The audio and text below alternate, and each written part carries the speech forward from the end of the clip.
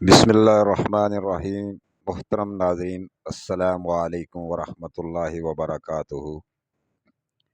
میں خاکسار طارق محمود اعوان آپ کی خدمت میں حاضر۔ آپ دیکھ رہے ہیں میرا YouTube channel speak with T M Awan. محترم ناظرین، اس سے پہلے میں نے 5 پارٹس اس مناظرے کے، اس ڈیبیٹ کے بنا کر آپ کی خدمت میں پیش کر دیے ہیں۔ آج یہ اس کا چھٹا حصہ ہے، چھٹا پارٹ آپ کی خدمت میں پیش کرنے کی لیے حاضر ہوں۔ محترم ناظرین، دوستوں کے مشورے اور ایڈوائز کے ساتھ یہ جو بڑا مناظرہ تھا، کافی 3-4 گھنٹے کا، دوستوں نے مشورہ دیا تھا کہ اس کے چھوٹے پارٹ بنائے جائیں، اور ساتھ میں اپنے تھوڑے بہت جو حقیر نے جو اس کو سمجھا اس کے اوپر کمنٹری بھی کی ہے۔ تو اس لیے میں نے یہ پارٹ چھوٹے چھوٹے کر کے بنائے۔ بعض لوگوں نے کمنٹس میں یہ کہا ہے کہ یہ ہم نے آلریڈی دیکھا ہوا ہے، تو کوئی بات نہیں پیارے بھائیوں دوستو، بعض اوقات کافی دیر کے بعد کسی حوالے کی ضرورت پڑ سکتی ہے، کچھ یاد میموری بھول جاتا ہے انسان، اس کو دوبارہ سننے کی طلب محسوس ہوتی ہے۔ تو آپ ناچیز کے چینل پر آئیں اور اس کے پارٹس کو، وہ مخصوص پارٹس کو چلا کر دیکھ لیں۔ تو اس لیے میں نے یہ پارٹس بنائے ہیں۔ تو آج جو پارٹس، جو آگے آنے والا مناظرہ ہے، یہ بہت ہی یعنی کہ پیک پر جا رہا ہے دلائل میں اور جذبات میں۔ تو اس لیے بلا تاخیر آپ جو ہے نا چھٹے پارٹ کی علامہ حسن اللہ یاری صاحب کا ٹرن شروع ہو رہی ہے، وہ ملاحظہ فرمائیں، اس کے بعد پھر آپ سے بات کرتے ہیں۔ تو میری ناچیز کی یہ درخواست ہے کہ آپ کائنڈلی میرے چینل کو سبسکرائب کریں، اور میں انشاءاللہ العزیز تھوڑا مصروف ہوں۔ اپریل کا مہینہ بہت اچھا گیا، آپ کے تعاون سے، آپ کی محبت سے، آپ کے پیار سے مجھے کافی سبسکرائبر ملے ہیں، اور مجھے یوٹیوب کی جانب سے کانگریچولیشن بھی ملی ہے، یعنی مبارک بھی ملی ہے کہ آپ کے لوگ آپ کو دیکھ رہے ہیں اور آپ کے چینل کو پسند کر رہے ہیں اور سبسکرائب بھی کر رہے ہیں۔ تو میں امید کرتا ہوں کہ آپ مزید دوستوں کو بھی کہیں گے اور شیئر کریں گے مختلف گروپوں میں۔ آپ کی تعاون، آپ کا حوصلہ افزائی میرے لیے باعث صد افتخار ہے، خوشی کا باعث ہے۔ تو چلیے اب ڈیبیٹ کی طرف، مناظرے کی طرف چلتے ہیں۔ علامہ حسن اللہ یاری صاحب اب اپنی ٹرن شروع کر رہے ہیں۔ جی علامہ صاحب حسن اللہ یاری صاحب۔ جی سر، بسم اللہ الرحمن الرحیم۔ میرے محترم ناظرین، ہم ان سے ہمارے کچھ سوالات ہیں، یہ ہمیں ان سوالات کا جواب دے دیں۔ جب قرآن مجید فرماتا ہے ان اتبع الا ما یوحى الی، شیخ صاحب سوال لکھ دیں، دیکھتے جاؤ۔ میں اتباع ہی نہیں کرتا سوائے، میں اتباع ہی نہیں کرتا سوائے، نہیں میری بات بھی نہ ہو، میرے اتباع ہی نہیں کرتا سوائے یہ کہ وہ اللہ کی وحی ہو۔ تو آپ نے کیوں کہا کہ نبی صلی اللہ علیہ وسلم نے یہاں پہ اپنے آپ سے اس نے فتویٰ دی ہے، اجتہاد کی؟ جب قرآن فرماتا ہے وما ينطق عن الهوى ان هو الا وحی یوحى، آپ نے خود کہا تھا شیخ صاحب کہ یہاں پر ہم بغیر دلیل کے بات نہیں کریں گے، وہ دلیل ہمیں دکھائیں کہ یہ اجتہاد نبی صلی اللہ علیہ وسلم تھا، اللہ کے حکم سے نہیں تھا۔ بالخصوص اتنا اہم واقعہ کہ فرمایا کہ لن تضلوا بعده ابدا، اسے جھوٹ اپنے سے اس نے بنا دیا نبی صلی اللہ علیہ وسلم نے۔ پہلا سوال۔ دوسرا سوال یہ حدیث جابر بن عبداللہ انصاری واضح طور پر کہہ رہا ہے کہ عمر نے مخالفت کیا، صحابی ہے، شاہد حال ہے، جھوٹ نہیں کہہ رہا، عادل ہے، اس کا آپ کیا کریں گے؟ عبداللہ ابن عباس کے احادیث میں کہ اس نے کہا الرضیہ کل الرضیہ، کہ یہ جو وصیت نہیں لکھنے دیا گیا ہے، لکھنے نہیں دیا گیا ہے، یہ سب اسلام کے مصائب کا جڑ ہے۔ اس کا آپ نے کیوں جواب نہیں، اس کا جواب دے دو۔ پھر آپ سے سوال یہ تھا کہ عبداللہ ابن عباس کے حدیث میں واضح طور پر ہے کہ عمر نے نبی صلی اللہ علیہ وسلم کے جواب میں کہا کہ فرمایا کہ میں وصیت لکھنا چاہتا ہوں، تو کہا حسبنا کتاب اللہ، یہ اس کے جواب میں کہا۔ اور میں نے آپ کو بتایا کہ کتاب اللہ کافی نہیں ہے، یہ قرآن کے خلاف ہے، یہ سنت کے خلاف ہے، یہ کسی مسلمان کا عقیدہ ہی ہے نہیں، یہ کفر محض ہے۔ اس کا کیوں آپ نے جواب نہیں دیا؟ ٹھیک ہے نا، نبی صلی اللہ علیہ وسلم کی اس نے جو مخالفت کی۔ اچھا پھر کہ یہ کہ اس نے، میں نے حدیث آپ کو دکھا دی کہ اس نے نبی صلی اللہ، اسی موقع میں نبی صلی اللہ علیہ وسلم کے ازواج کی بے حرمتی کی عمر نے، اور رسول اللہ صلی اللہ علیہ وسلم نے کہا کہ تم سے بہتر یہ ازواج ہیں، یہ نساء جو کہتا قلم کاغذ لے کے آؤ۔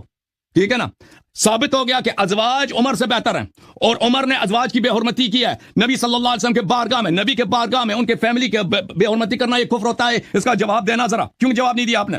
اچھا، ایتونی کے متعلق میں نے بہت سارے آپ کو بتا دیے، بہت سارے آپ کو بتا دیے کہ ایتونی کیوں صیغہ وجوب ہے، اس کے قرائن بتا دیا. ایک کا آپ نے جواب نہیں دیا، آپ نے دو قرینے لائے کہ نبی صلی اللہ علیہ وسلم وصیت نے لی کی.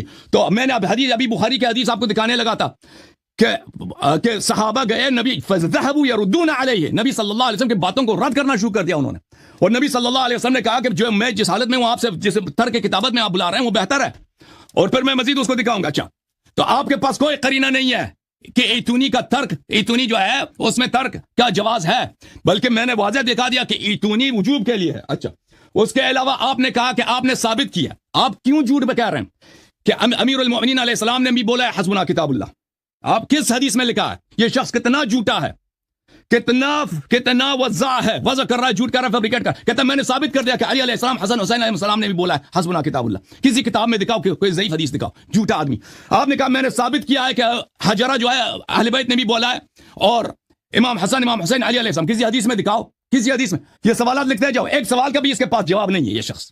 اچھا اس نے کہا میں نے ثابت کیا ہے کہ اہل بیت علیہ السلام نے نہیں بولا. کیوں ایسے جھوٹے آپ جھوٹے باتیں آپ کہہ رہے ہیں؟ اچھا تو ان سوالات کا پہلے آپ جواب دے دینا، پھر مزید بات ہوگی، ٹھیک ہے نا؟ اچھا ٹھیک ہے میں دے دیتا ہوں. آپ نے کہا کہ دین، سوال کیا تھا مجھ سے کہ دین کامل تھا اس وقت یا نہیں تھا؟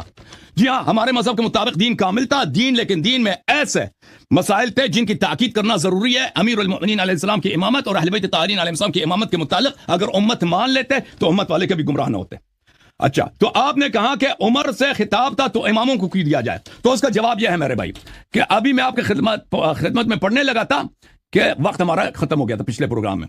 تو ہم آئے تھے عمدۃ القاری عینی صاحب کی کتاب ہے، ٹھیک ہے نا، کہ یہ کہہ رہا ہے کہ صحابہ کو کیوں نہیں لکھایا. آپ بار بار کہہ رہے ہیں کہ اتنی اہم بات کو عمر کو وہ لکھا رہے تھے. عمر کو نہیں لکھا رہے تھے، پوری امت کو لکھا رہے تھے. عمر مخاطب نہیں تھا، سب امت، کہ میں ایسی وصیت لکھنا چاہ رہا ہوں کہ اس کے بعد تبھی گمراہ نہ ہو جاؤ. آپ کہتے ہیں کہ عمر اتنا بڑا آدمی اس کو علم دیا جائے. عمر بنفسی مخصوص بالخطاب نہیں تھا، سب امت مخاطب تھے. اس گھر میں جتنے لوگ تھے وہ مخاطب تھے، لیکن عمر نے مخالفت کیا. عمدۃ القاری میں ملاحظہ کریں، فذهبوا يردون علیہ.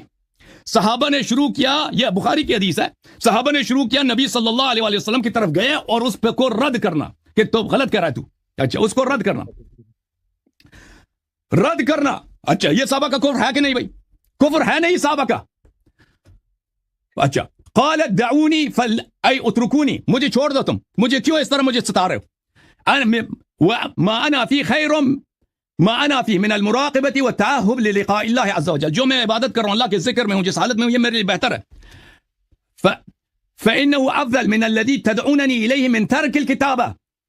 تم جو مجھے کہہ رہے ہو کہ کتابت نہ لکھو، یہ بد ہے، یہ بری بات ہے جو میں کہہ رہا ہوں. تم مجھے اے صحابہ، تم میری بات کو رد کر رہے ہو اور کہہ رہے ہو کتابت نہیں لکھنا چاہیے. فالذی انا فی خیر مما تدعونی الیہ. جس حالت میں ہوں وہ بہتر ہے اس سے جو تم کہہ رہے ہو.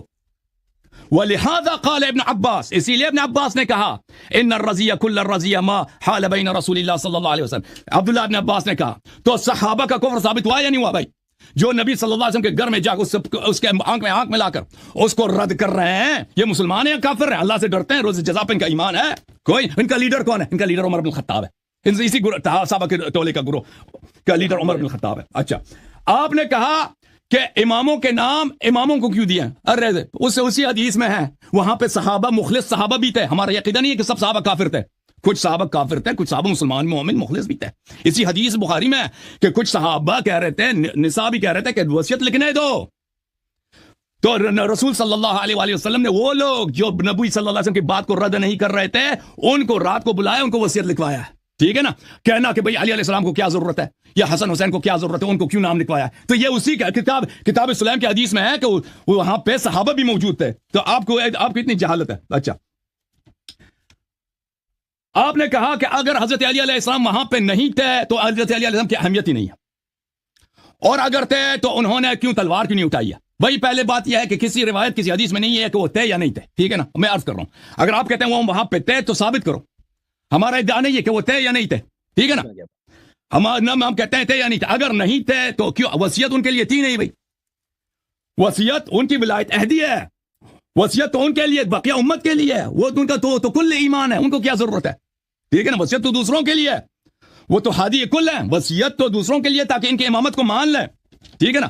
تو اور اگر وہ وہاں پر تھے تو انہوں نے کیوں مثلا آپ کی یہ نہایت جہالت ہے کہ اگر وہ تھے تو انہوں نے تلوار کیوں نہیں اٹھائی مثلا, یا اگر وہ غائب تھے تو علم غائب ہے وہ آ جاتے یہاں پہ نصرت کرتے, سستی کیوں دکھائی؟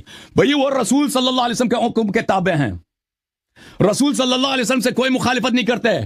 رسول صلی اللہ علیہ وسلم اگر ان کو حکم دیتے کہ یا علی ان مخالفین منافق صحابہ کو جہنم واصل کر دو, امیر المومنین علیہ السلام حتماً تعمیل کرتے. نبی صلی اللہ علیہ وسلم نے حکم نہیں دیا ہے, نبی صلی اللہ علیہ وسلم نے اعراض فرمایا ان کو نکال دیا گھر سے, ٹھیک ہے نا. تو یہ تم نبی, اور پھر یہی اعتراض تم اللہ پہ بھی کر لینا نا, اللہ بھی تو دیکھ رہا ہے نا. جب نبی صلی اللہ علیہ وسلم پہ وہاں پہ صحابہ ان کو گالی دے رہے تھے, رد کر رہے تھے ان کی باتوں کو, تو اللہ نے بھی تو وہاں پہ کوئی ملائکہ کا فوج نہیں بھیجا تھا نا. اگر تم علی علیہ السلام پہ اعتراض کرتے ہو تو اللہ پہ بھی اعتراض کرو. آپ کہہ رہے ہیں عمر کو وصیت دے کر پوری امت کی نجات کا علم عمر کو دیا, اور بھائی کب عمر کو وصیت کیا, کیوں جھوٹ کہہ رہے ہو؟ ایک مجلس ہے, ایک پروگرام ہے نبی صلی اللہ علیہ وسلم کے گھر میں, وہاں پہ کچھ صحابہ ہیں 10 سے 20 ہیں جتنے بھی ہیں, ٹھیک ہے نا. نبی صلی اللہ علیہ وسلم کہہ رہے ہیں میں وصیت لکھانا چاہتا ہوں, اس کے بعد تم گمراہ نہ ہو جاؤ گے. کب کہا کہ میں صرف یہ وصیت میں عمر کو لکھا رہا ہوں کہ تم کہہ رہے ہو عمر کو انہوں نے یہ سوال لکھ دینا بھائی کہ کسی کتاب میں لکھا ہے کہ نبی صلی اللہ علیہ وسلم عمر کو وصیت لکھانا چاہ رہے تھے؟ ایسے ہی جھوٹ بنا رہے ہو. اچھا, حدیبیہ کے واقعے کے متعلق میرے محترم ناظرین, ہم نے کہا کبھی نہیں کہا کہ نبی صلی اللہ علیہ وسلم کا کہ حکم میں اگر کوئی قرینہ صارفہ ہو تو پھر بھی وہ وجوب کے لیے ہوتا ہے. اچھا, وجوب کے لیے ہوتا ہے. پہلی وہاں پہ قرینہ بہت واضح ہے, قرینہ حدیبیہ میں بہت واضح ہے کہ نبی صلی اللہ علیہ وسلم کے نام سے رسول اللہ کا لقب اٹھوانا یہ کفار کا مطالبہ تھا, اور پھر صحابہ بھی اس کے مخالف تھے اور صحابہ نے منع بھی کیا ہے. ملاحظہ کریں میرے محترم ناظرین, یہ امتاع الاسماء بما للنبی صلی اللہ علیہ وسلم من الاحوال والاموال والحفظة والمتاع, یہاں پہ صفحہ نمبر 294 فتح الحدیبیہ, یہاں پہ واضح پہ لکھا ہے کہ یہاں پر اخذ اسید بن حضیر بن عبادہ بید الکاتب فامسکہا, کہ کچھ صحابہ سعد بن عبادہ, اسید بن حضیر یہ آئے اور امیر المومنین علیہ السلام کے ہاتھ کو انہوں نے پکڑ لیا کہ آپ نہ مٹائیں.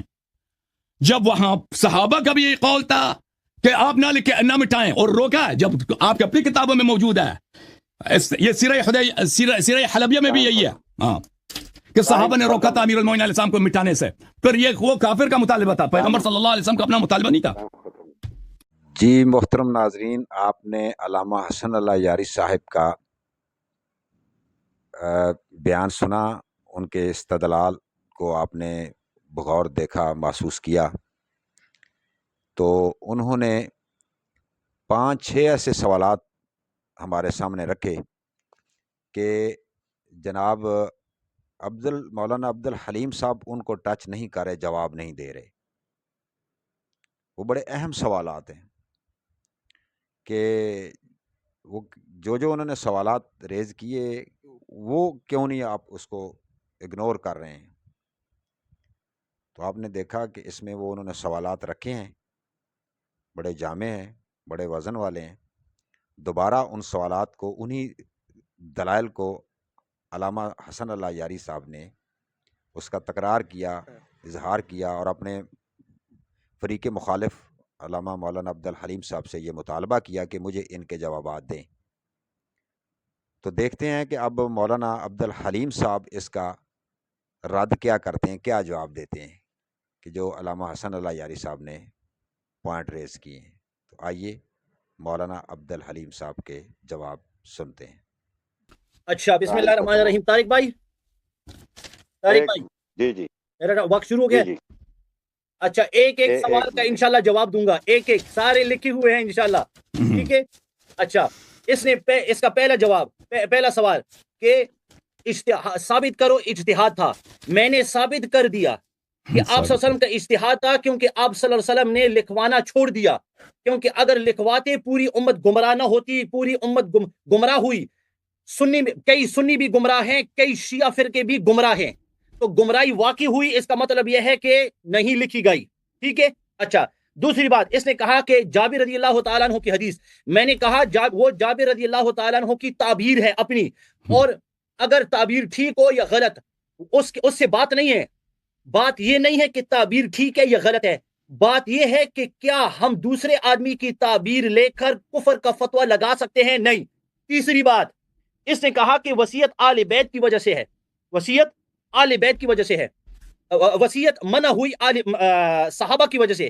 میں نے ثابت کیا کہ آل بیت کے جھگڑے کی وجہ سے, انہوں نے آپس میں جھگڑا کیا, عبداللہ ابن مسعود اس پر رو رہے تھے, نہ یہ کہ حسبنا کتاب اللہ. اس کی دلیل کیا ہے؟ اس کی دلیل کہ حضرت عمر جب خلیفہ بنے تو عبداللہ ابن عباس ان کے ہاتھوں پر انہوں نے بیعت کی. ٹھیک ہے، اگر اتنے بڑے مرتد تھے، اتنے بڑے کافر منافق گستاخ تھے تو ان کی ہاتھوں پر بیعت کیوں کر رہے ہیں؟ آپ میری بات سمجھیں. تو ان جملوں کے ساتھ کوئی حرج نہیں ہے، یہ ہمارا موقف ہے، نہ اہل بیت نہ صحابہ رضی اللہ عنہم، لیکن حرج یہ آدمی پیدا کر رہا ہے. اچھا، اس نے کہا کہ ازواج مطہرات یہ الگ ٹاپک ہے، اس کا میں جواب نہیں دوں گا. کیوں نہیں اچھا، دیں گے؟ اسی واقعے کا مسئلہ ہے، جواب اسی واقعے میں. ٹھیک ہے، اوکے، ٹھیک ہے میں ٹھیک ہے. اچھا، اس نے کہا کہ قرائن کا میں نے جواب نہیں دیا. میں نے قرائن کا جواب دیا. میں نے کہا کہ شروع میں آپ صلی اللہ علیہ وسلم نے ترک کر دیا. حضرت علی رضی اللہ تعالیٰ عنہ نے اعتراض نہیں کیا. حضرت علی رضی اللہ تعالیٰ عنہ کا خاموش رہنا، حضرت علی رضی اللہ تعالیٰ عنہ کو خاموش رہنا اور وہی بات لوٹانا جو حضرت عمر نے فرمایا، یہ قرینہ ہے کہ کہ آپ صلی اللہ علیہ وسلم کا جو امر ہے وہ واجب نہیں تھا. اچھا، یہ دیکھو اس نے کیا دجل کیا. اس نے کہا کہ قال رسول اللہ صلی اللہ علیہ وسلم، آپ صلی اللہ علیہ وسلم نے فرمایا کہ مجھے چھوڑ دو کہ جس چیز کے اندر میں ہوں وہ بہتر ہے اس چیز سے جس کی طرف مجھے تم بلاتے ہو. ٹھیک ہے. اچھا طارق بھائی، آپ اپنے آپ کو ایک صورتحال میں آپ رکھیں. دو گروہ ہیں، ایک گروہ کہہ رہا ہے کہ لکھو، ایک گروہ کہہ رہا ہے کہ نہ لکھو. تو لفظ جو بلانا ہے نا وہ لکھنے والے کی طرف ہے، نہ یہ کہ وہ جو منع کر رہے ہیں. تو آپ صلی اللہ علیہ وسلم فرما رہے ہیں کہ جس کی طرف تم مجھے بلاتے ہو، یعنی جو لکھوانے والے تھے آپ صلی اللہ علیہ وسلم ان کو کہہ رہے ہیں کہ مجھے چھوڑو. اس نے دجل کیا، اس نے الٹا کیا. تو نے دجل کیا، میں نے تیرا جھوٹ پکڑ لیا. اگر کسی اور بات والے لفظ دیکھو، لفظ یہ ہیں کہ جس کی طرف تم مجھے بلاتے ہو. اب اگر کوئی آدمی منع کر رہا ہو اس کو بلانا نہیں کہا جاتا. ٹھیک ہے، تو غلط ترجمہ کیا. بلکہ آپ صلی اللہ علیہ وسلم نے فرمایا کہ مجھے چھوڑ دو جس میں میں ہوں، یعنی میں نہیں لکھوانا چاہتا ہوں، میں نہیں لکھوانا چاہتا ہوں. حضرت عمر کی بات انہوں نے مان لی. اچھا، میں نے اس کو پوچھا کیا دین کامل ہو گیا؟ اس نے کیا جواب دیا؟ دین کامل ہو گیا. اگر دین کامل ہو گیا تو پھر اس کے علاوہ جو باتیں ہیں وہ وحی تو نہیں ہو سکتی، کیونکہ دین صرف وحی سے آتا ہے. آپ میری بات سمجھ رہے ہیں؟ دین تو صرف وحی سے آتا ہے. تو اگر دین مکمل ہو گیا اور قرآن کی آیت ہے الیوم اکملت لکم، آج ہم نے تمہارے لیے دین مکمل کر دیا، اس کا مطلب یہ تھا کہ وہ بات وحی سے نہیں آئی. اگر وحی نہیں ہے تو اجتہاد ہی تھا نا. ٹھیک ہے. اچھا، اس نے کہا کہ حضرت عمر رضی اللہ، کس نے کہا کہ حضرت عمر سے لکھوایا؟ وہ یار تو نے خود پہلے کہا، طارق بھائی گواہ ہیں، تو نے کہا کہ آپ صلی اللہ علیہ وسلم نے اکتب لکم کتابا حضرت عمر سے اور حضرت عمر کی جماعت سے کہا. تو ابھی تو نے اپنا موقف بدل دیا کیونکہ تجھے پتہ چل گیا کہ میں نے تجھے پکڑ لیا ہے. جھوٹا آدمی، جھوٹا دجال کذاب، جھوٹ بول رہا ہے کہ کس نے کہا؟ تو نے کہا، تو نے شروع میں کہا. اے بھائی میری بات میں، اوئے میری باری میں بات نہ کرنا. آپ نے میرے بارے میں بات کی تھی. آپ لڑنا شروع ہو گئے ہیں، آپ تو لڑنا شروع ہو گئے ہیں علامہ صاحب. اچھا، آپ نے کہا کہ کس نے کہا؟ آپ نے کہا کہ حضرت عمر سے کہا. ٹھیک ہے. پھر فرما رہے ہیں کہ حضرت عمر مخاطب نہیں تھے. اگر حضرت عمر، یہ ان کے الفاظ ہیں، حضرت عمر مخاطب نہیں تھے. اگر حضرت عمر مخاطب نہیں تھے تو امر ان کو نہیں ہوا نا، تو انہوں نے مخالفت ہی نہیں کی. اچھا، یہ کہہ رہے ہیں کہ میں نے ان سے پوچھا کہ اگر یہ کتاب حضرت عمر کے لیے تھی تو حضرت علی کو کیوں دے دی؟ تو اس نے جواب دیا حضرت علی کے ساتھ کچھ اور لوگ موجود تھے. اب دیکھو، جس روایت کو یہ ثابت کر، جس روایت کو یہ استعمال کر رہا ہے دوسرے لوگوں کی موجودگی کی وجہ سے، اسی حدیث کو میں نے پیش کیا حضرت علی کی موجودگی کے لیے. یہ دیکھو کیسا دجل، جب میں پیش کروں تو قبول نہیں کرتا، لیکن اپنی بات آتی ہے تو وہی کتاب سامنے کرتا ہے. وہی کتاب یہی ہے. ٹھیک ہے. سلیم ابن قیس والی کتاب، یہی کتاب استعمال کر رہا ہے. تو میں نے اس کو کہا حضرت علی موجود، کہتا ہے کہ نہیں، حضرت علی موجود نہیں ہے. پھر جب دوسرے لوگوں کا وجود ثابت کرنے کے لیے آیا ہے تو پھر وہی حدیث دجل.